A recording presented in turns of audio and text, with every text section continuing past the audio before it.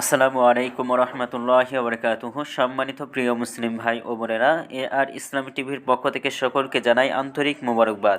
আশা করি সকলে ভালো আছেন। আমি আলহামদুলিল্লাহ আল্লাহর রহমতে ভালো আছি। আজকে আপনাদের মাঝে আলোচনা করব নামাজের সময়সূচি সম্পর্কে। তো আজকে বুধবার 7 ফেব্রুয়ারি 2024 ইংরেজি, 24 মার্চ 1430 বাংলা, 25 রজব 1445 হিজরি। ঢাকা এবং তার পার্শ্ববর্তী এলাকার নামাজের সময়সূচিগুলো তুলে ধরছি, তারপরে অন্যান্য জেলা বিভাগগুলোর নামাজের সময়সূচি তুলে ধরবো। আজকে ঢাকা এবং তার পার্শ্ববর্তী এলাকার তাহাজ্জুদ এবং সেহরির শেষ সময় হলো 5:15।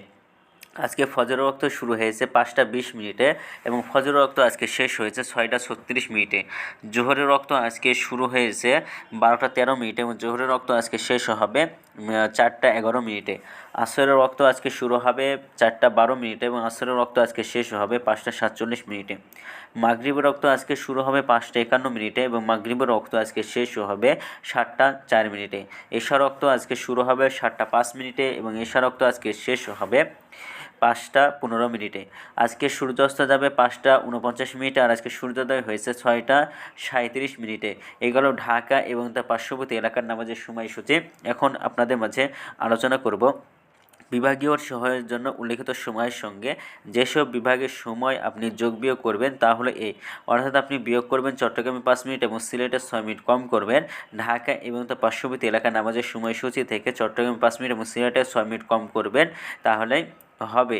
এবং আপনি যখন যোগ করবেন খুলনাতে 3 মিনিট, রাজশাহীতে 7 মিনিট, রংপুরে 8 মিনিট, বরিশালে 1 মিনিট বেশি করবেন। ঢাকা এবং তার পার্শ্ববর্তী এলাকার যে নামাজের সময়সূচিটা তুলে ধরেছি সেখান থেকে খুলনাতে 3 মিনিট, রাজশাহীতে 7 মিনিট, রংপুরে 8 মিনিট, বরিশালে 1 মিনিট বেশি করবেন, করে তারপরে গণনা করবেন, তাহলেই হবে। তো আজকের ভিডিওটি এই পর্যন্তই ছিল। আর এই সূত্রটা দিয়েছেন ইসলামিক ফাউন্ডেশন। ভিডিওটা যদি আপনাদের ভালো লাগে তাহলে অবশ্যই চ্যানেলটি সাবস্ক্রাইব করে পাশে থাকবেন। ধন্যবাদ সকলকে। নিজে ভালো থাকুন, সুস্থ থাকুন এবং অপরকে ভালো রাখুন। আসসালামু আলাইকুম রহমতুল্লাহি ওয়া বারাকাতুহু।